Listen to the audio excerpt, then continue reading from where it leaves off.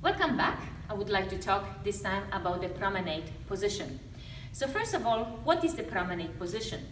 It is by far one of the most beautiful dance positions we create in ballroom dancing, but it's also one of the most difficult. Why do we have to create promenade position? Well, it is one of the dance positions that will allow us, both partners, to move forward at the same time. So in our hip area, we would have to create something which is, we talk about a type of V position. And because of that openness in the hips, it will be quite comfortable to go in promenade position for both partners. So let's talk right now about how can we create promenade position. We simply have three ways of creating promenade position. The very first one is more a stationary way.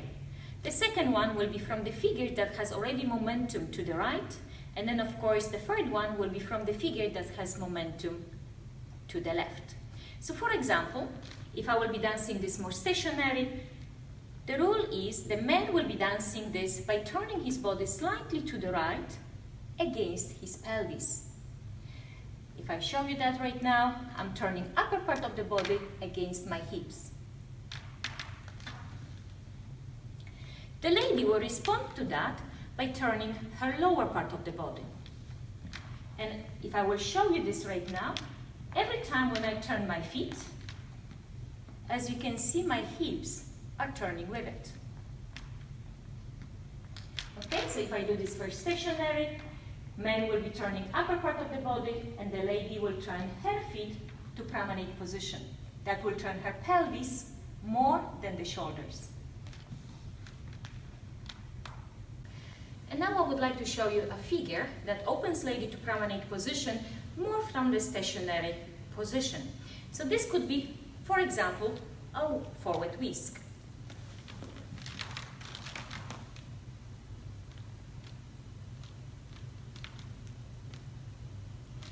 Now let's have a look how the lady will do that.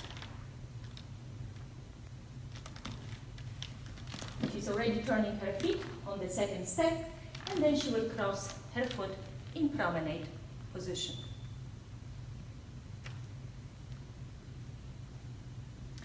So those are two examples of how the man and how the lady can create promenade position more in a static way. At this moment, the man will be turning his upper part of the body more than the hips, and for the lady, she will be turning her feet, which of course includes her pelvis, against her upper part of the body. The second way I mentioned, we can also do this from momentum. And for that, I will be using an open impetus, when you can see that again, for the gentleman, the body will overflow the feet, and that's how I will create a nice promenade.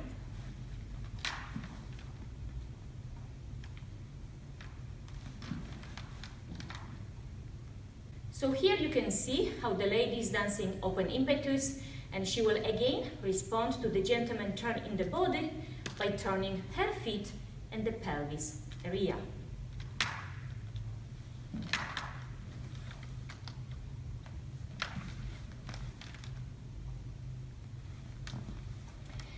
And the last way is from the figure that we're turning to the left.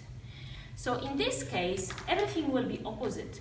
It will be men who will be turning more his feet, and of course his hips, and then the lady will be turning on the upper part of the body. So to demonstrate that, I will be dancing an open telemark.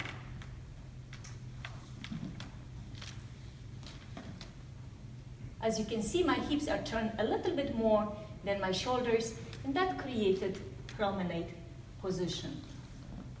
The lady at this moment will have quite easy part.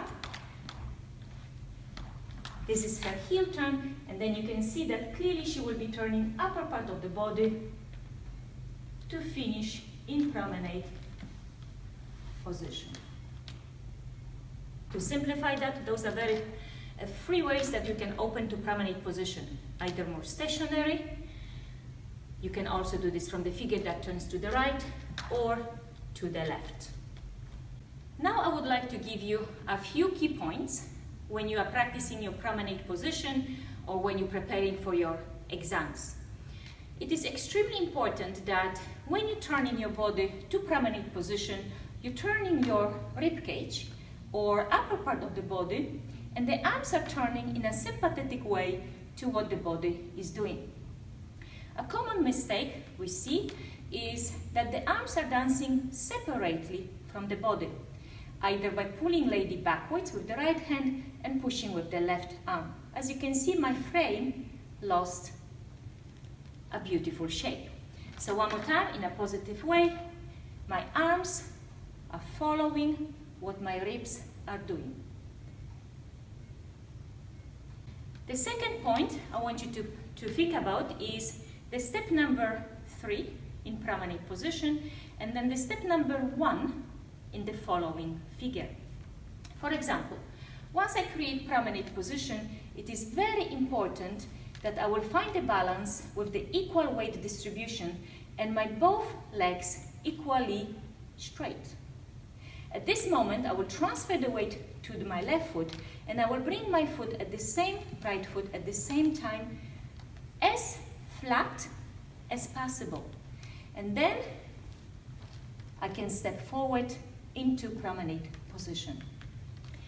So those two key points are quite important, that your arms are following your body in promenade position, and also that you're finding a balance between both legs before you will close your feet with the foot flat, and then you can step forward in promenade. I hope you find those short videos useful in your preparation for the exams or for your private lessons. I enjoy doing them, and I hope you find them useful. Thank you so much for watching. I hope to see you soon. Take care.